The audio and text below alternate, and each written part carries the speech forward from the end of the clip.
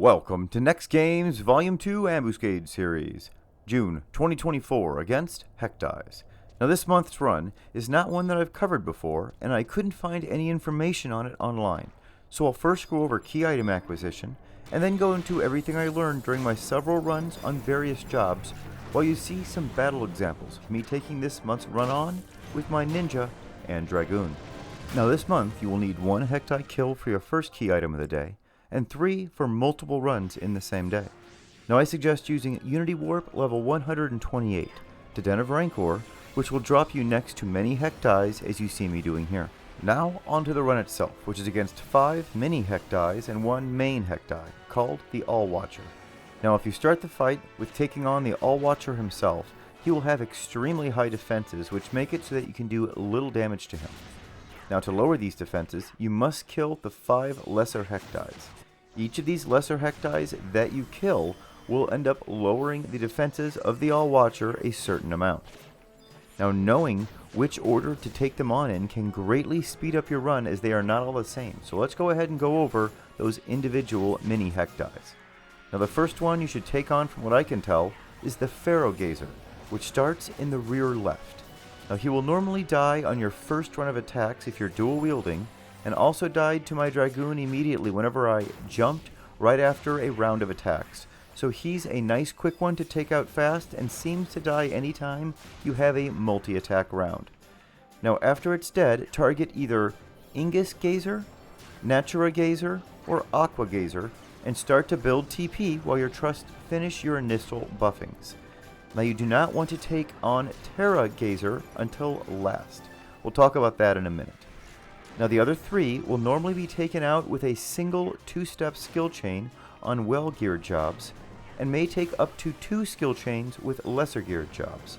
Now Aqua Gazer will cast water-based spells, but otherwise these 3 shouldn't pose much of a challenge to you.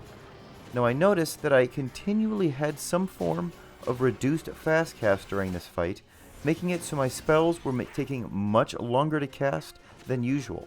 In addition to that, my shadows were also being stripped much faster than I would expect for this level of content, so I'd recommend focusing more on getting your damage in than recasting your shadows or magic bursting, as getting either of those castings off can be problematic. Now once all of the mini eyes other than the Terra Gazer have been killed, you have a decision to make. Now if you can do a quick bit of magic damage, then I suggest you switch to the Terra Gazer and kill them using magic damage only. Now the reason that this is needed is the eye has a permanent shield up, making all physical damage hit for 0.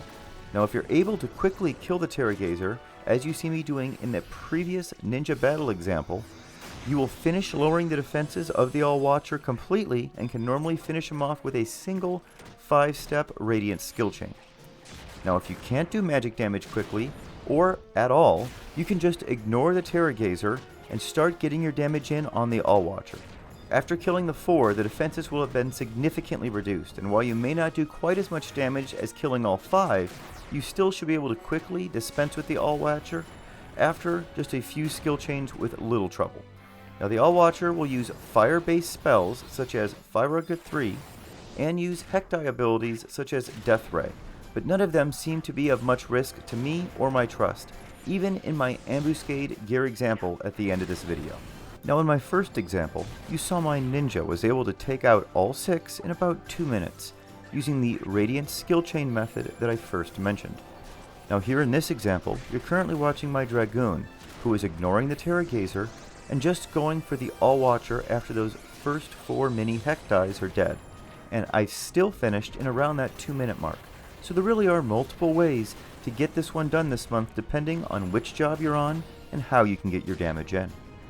Now in the final battle example that you'll see after this one, my ninja will make a return and this time use only Ambuscade Gear and Weapons.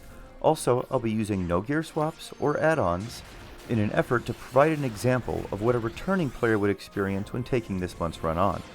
Now I'll be using the same strategy as my Dragoon here, where I will ignore the Terra Gazer at the end, and I'm still able to finish this month's run in about 4 minutes. That's going to be about all I have to share for this month's run. Go ahead and enjoy this final battle example. Have a great month, everyone.